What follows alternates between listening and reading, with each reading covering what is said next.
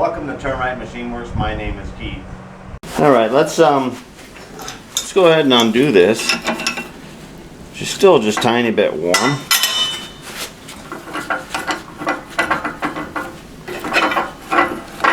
She'll unscrew like that. All right, let's. I don't want to tap it with something. Yeah, actually, just a little wooden handle. All right, put back on our gloves here because I know this is going to be a little warm. All right, and there we go. That's joined in there.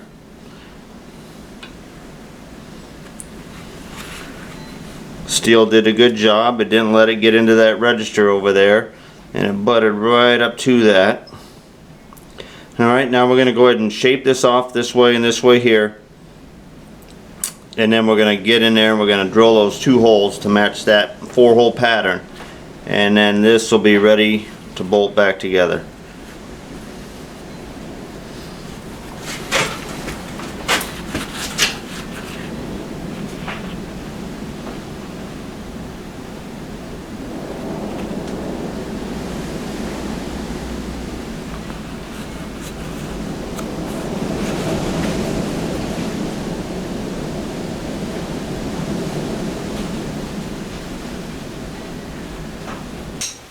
Alright, we just threw this up here, the 3-jaw, and we went ahead and, oh yeah, that's still warm. We went ahead and bolted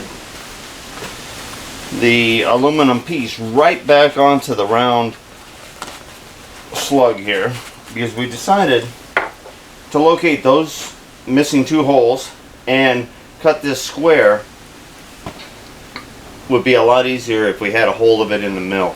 And of course, getting it square is going to be the challenge. After we get that mounted in there square, then the rest of it's going to be pretty much a piece of cake. Alright, now we want to bring this up so it's above, that surface is above those jaws right there, just so that we're going to be working in that plane. So I kind of looking at that, it looks like maybe a couple parallels. Yay thick there.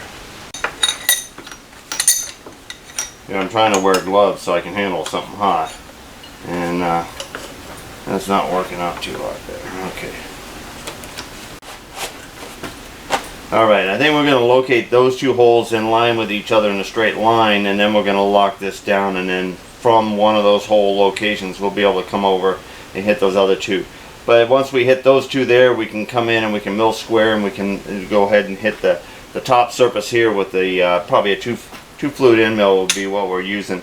It's what I like to use on aluminum. It's a little more open and it doesn't tend to grab the material, gall it onto the cutter. And a little lube. I mean, if you have a cool mister, you know, you can use a cool mister. I just kind of like dabble a little bit of Alumicut on there and things like that. Alright, let's go ahead and pull out this end mill.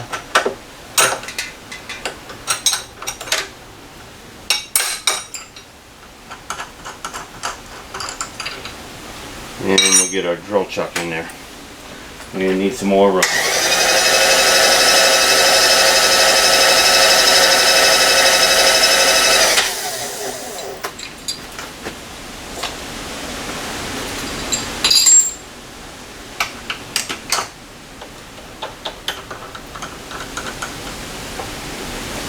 And I think we're going to find a transfer punch that's pretty close to that same size that we'll be able to reach down in that hole.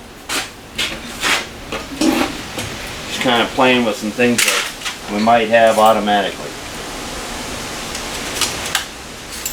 It'll probably tell us about what size hole we need too.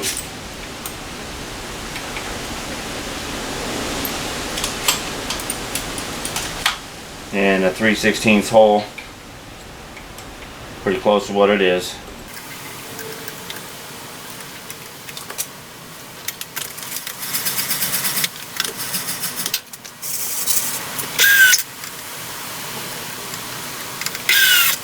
We may have to chew this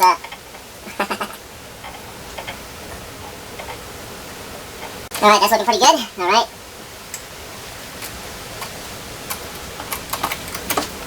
Okay, that looks pretty good right there. Let's go 0 in and out. 0 side to side. Alright, we're going to pull that out just to get on the other side of the lug here.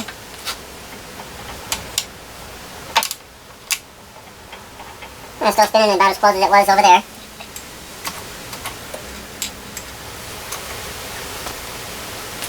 Alright, and now we're gonna hand pivot this just a little bit that way. And it looks like 1,450 lines up pretty easy that way. Alright. We're gonna hit that one 0.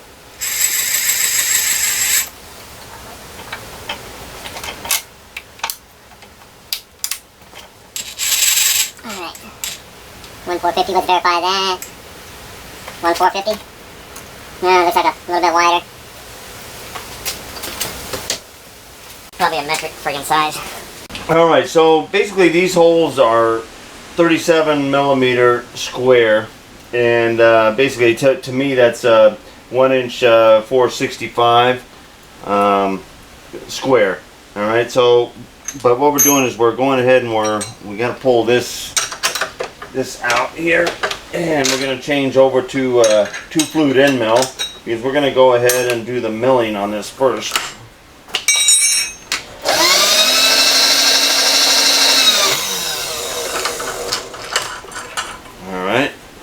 Put that up in the rack there. And what do we need? We need a 1/2 inch. Yeah, we got a 1/2 inch here. Okay.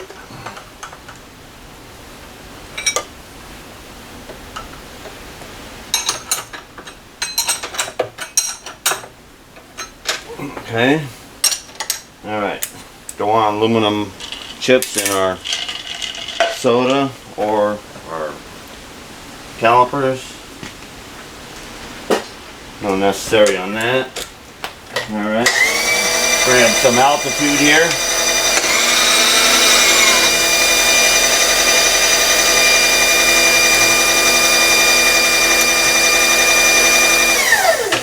Okay, that's good.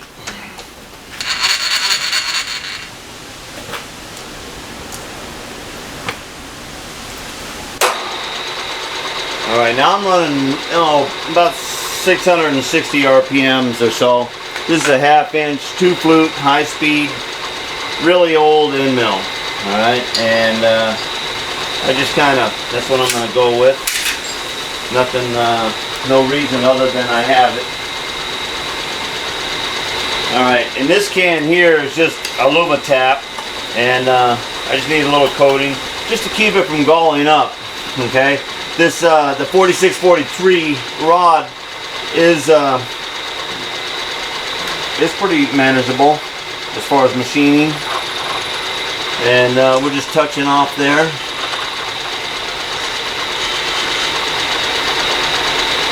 And I engage my auto feed, but leave it in neutral or out of engage, and then I can easily just crank in just a little bit downward.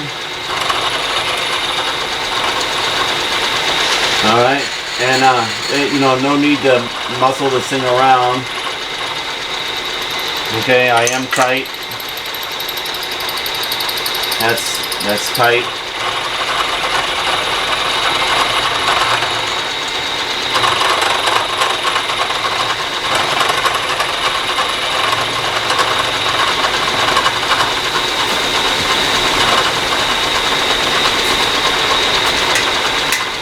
This light here I got in here really bites. I don't really care for it too much.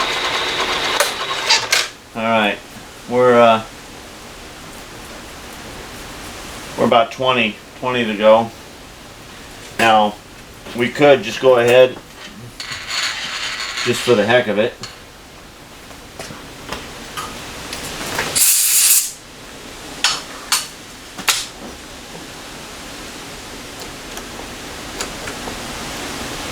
Okay, there's like 40. Now it's 0. Okay, so what I thought I was feeling was 20 is actually 10.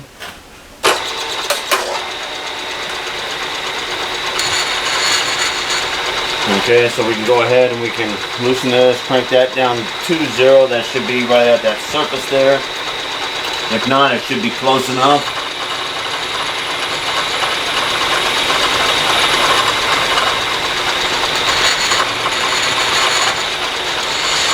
Alright, come over here, we're going to finish this side.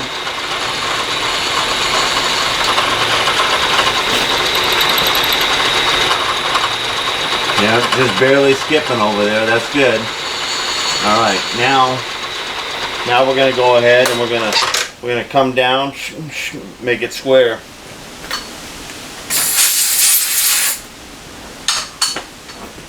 Zoom in a little bit. Alright, we're going to put off the brake, we're going to come down and we're touching that. We're going to set that at 0 and we're going to come up about 20 thousandths and we're going to leave it like 20 thousandths right there. And go ahead and gauge it.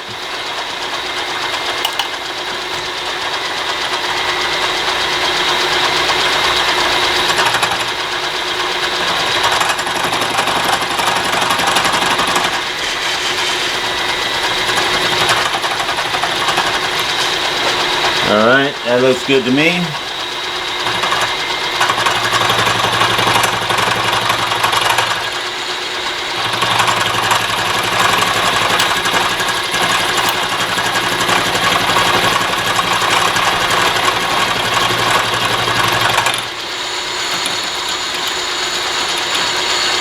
Alright, and we're going to go ahead and we're just going in increments of about 20 thousandths.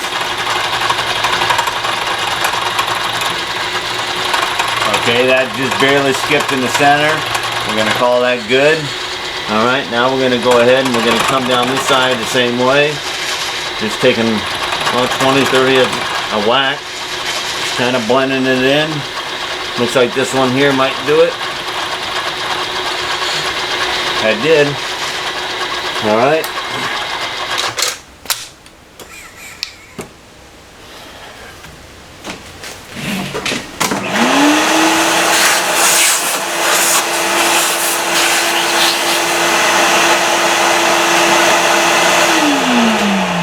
We're going to put the drill back in.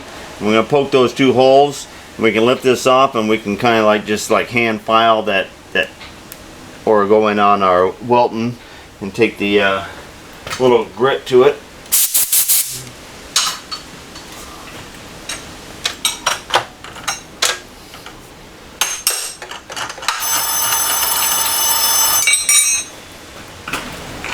Alright, we get the 2 holes here, and we're about ready to start reassembling this little cylinder. Alright, we got to lower some altitude here.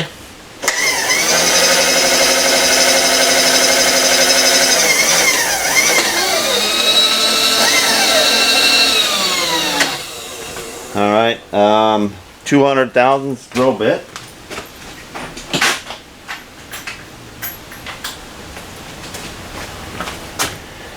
And we're going to be at, what did we say, 1.456. Okay, I believe we said 37 millimeters.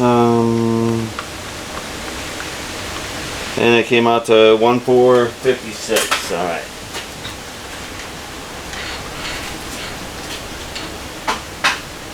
$1.456. 1.456. All right.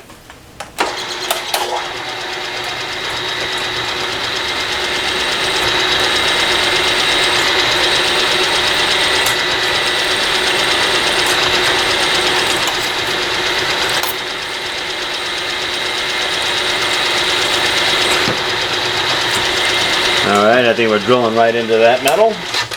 It's all metal. Into the steel.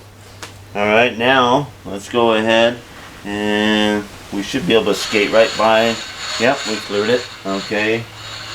Come over here to 0.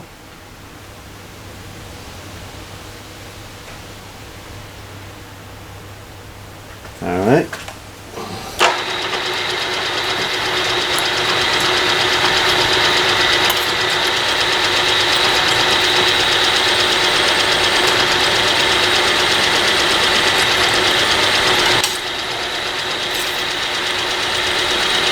Alright, and we're into the steel again. Alright, now we should be ready to pull this off. Let's do a little vacuum here.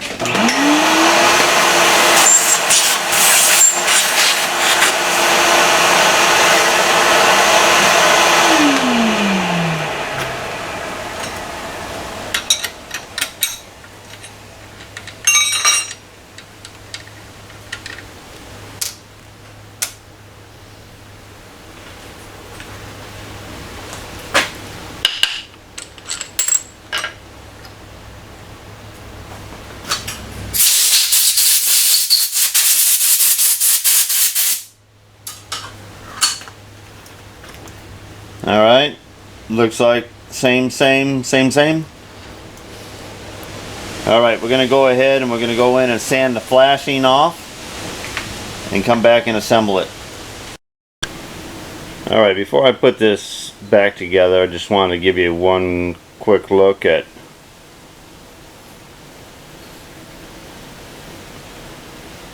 what ended up being.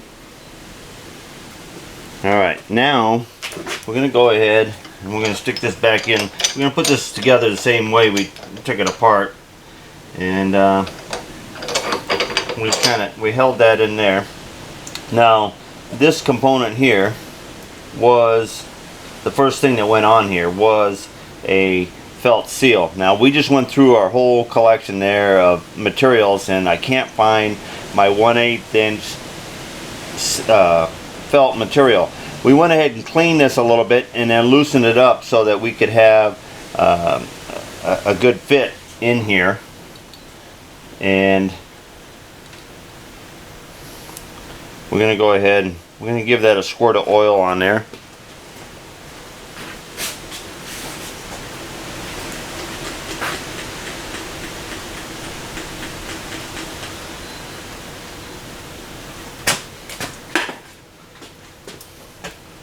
Okay, we got a good squirt of oil on that, and we'll go ahead, set that right there.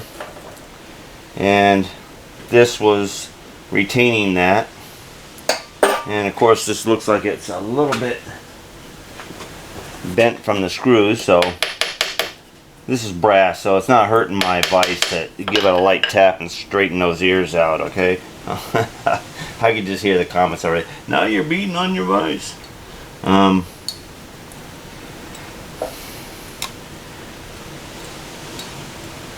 this just keeps that, basically that wiper right in line there. Alright, now that was in there like that.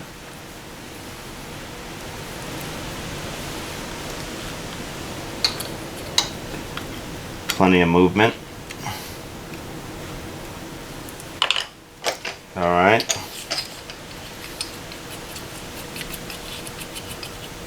That's nice. Okay, now we got our our links here.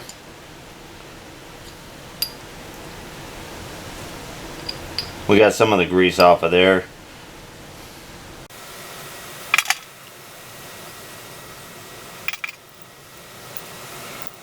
Okay, I thought so. When we pulled them off, we compared them, and they're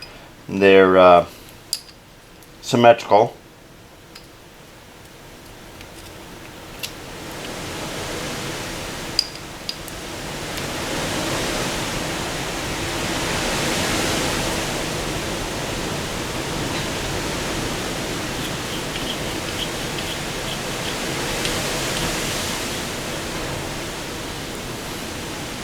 Alright, now we're going to put the E-clips back on here.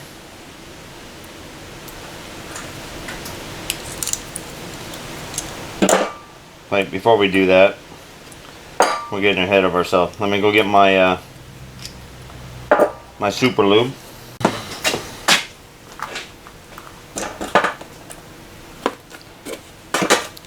Okay, we got our super lube and our never sees. Some of these things we're going to want to put never sees on. And one, we're just going to put a little tiny dab on these pivots right here.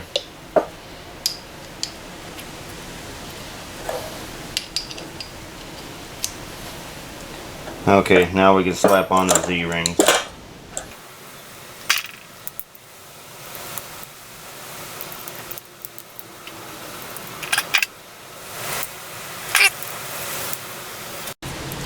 Now we had this in the vise.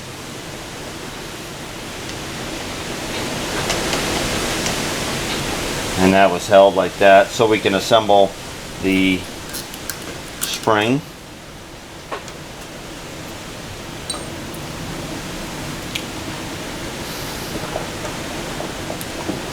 And that spring was just, that was threaded there, and this went in here like that.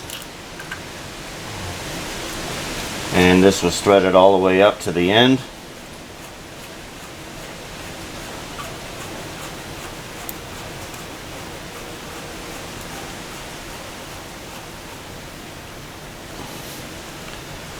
Alright, and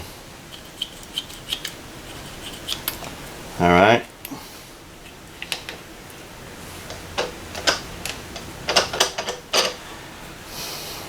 Now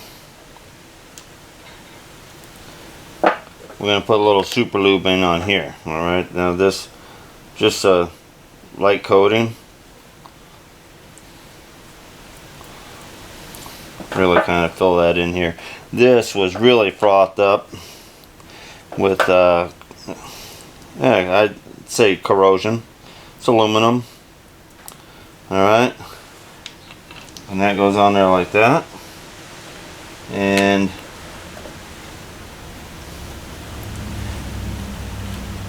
I had a lock washer.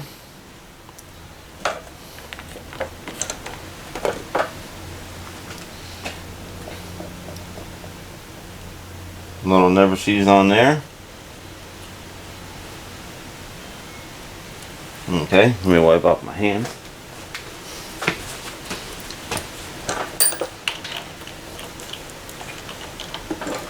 Alright, and then we just give it a little tension.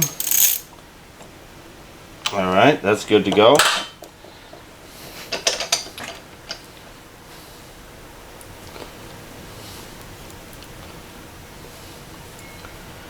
Alright, now this cylinder right here, you can see the width of this right here is about the width of that wear right there, and that porosity, yeah, I know you can see that, that porosity right there actually protrudes out right there. Alright, now this rests with the spring pressure all the way out. I'm going to turn this sleeve, which appears to be 100% symmetrical. I'm going to turn this around so that this is on the atmosphere side of this now, and the pressure side won't have a leak or a weep, because I'm pretty sure that that actually leaks through right there under high pressure. Alright, so now I'm going to go ahead and put plenty of lube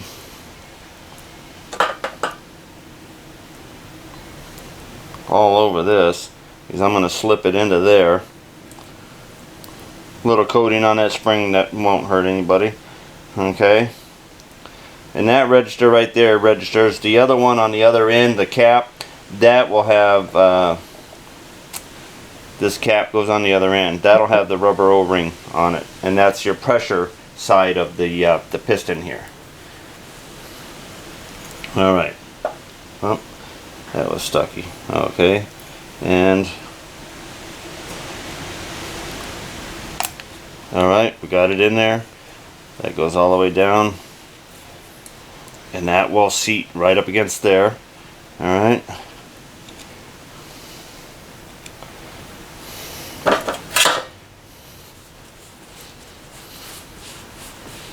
get some of this juice off my hands here, just so I can put it on again.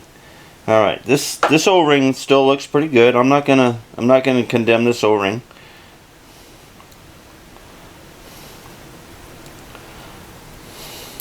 And that's gonna go right on there like that. Alright, and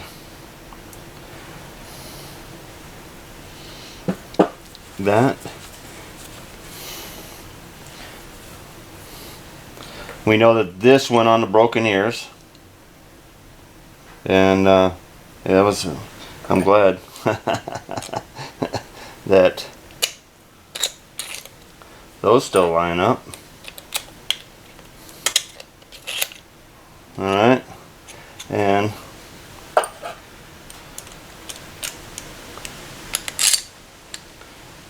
that goes in there.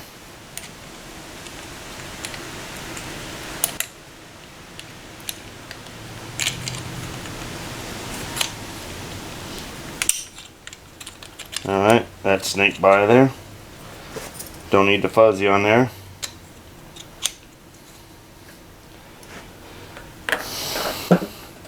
Alright, now we got the O-ring on there. That's nice and clean.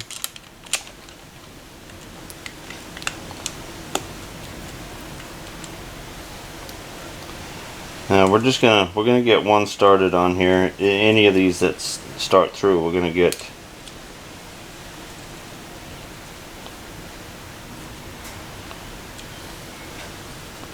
I thought they were all the same size, but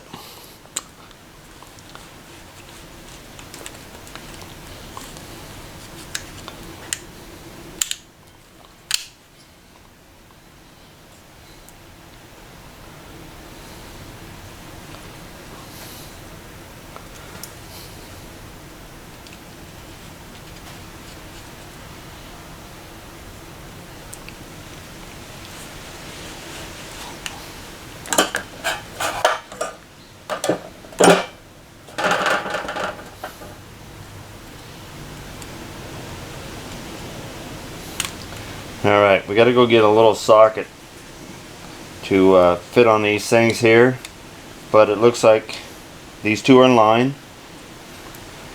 We got those straightened out. They're more straight in line. This one's here is tilted in, but you can see it's gapped here, not there, so that'll probably level out there.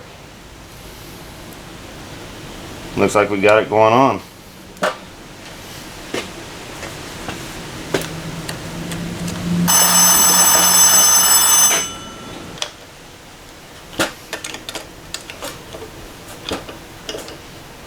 Alright. Okay, we got motion, and the welds are holding. The item's in straight. This is pretty good. I like that. Alright, let's get the, I'm going to go get my soft tip air nozzle, and we're going to go ahead and energize her.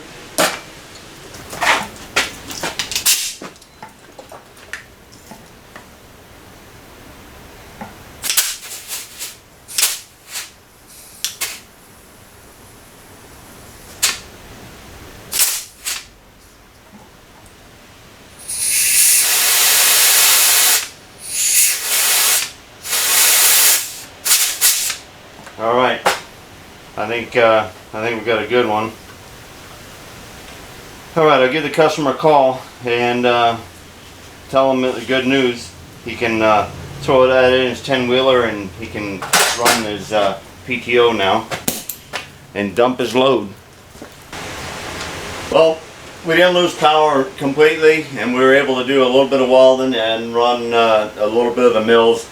A buddy of mine gave me a call. He's over in Falmouth there, and half of his lights went out. That means he dropped a leg, okay? And in the machine trade, and when you're running three-phase, it's pretty well shuts you right on down. So you can have a brownout and still be totally cut off of three-phase capabilities, because none of your machines, in fact, actually you can damage your machines running them with a drop leg. It's another a problem when you have a phase converter. You're going to want to make sure that you're running with a mechanical or a man-made leg in there, and you want to really be careful of that as well. All right, so we did good on the little air cylinder here, and I hope you got a little bit more knowledge as far as welding and supporting, and how we actually turned and created a dam, and we ended up not having to do any real machining to the machine side face of that flange there. We were able to save that little register that the cylinder comes in and registers on there, you know, keeps it in line. And the rest of it was perfectly flat, and all we had to do was just kind of shape the atmospheric side of the part and put in 2 holes. So we hope you enjoyed our video today, and a little repair that came in the door on a stormy day like today. Get her done.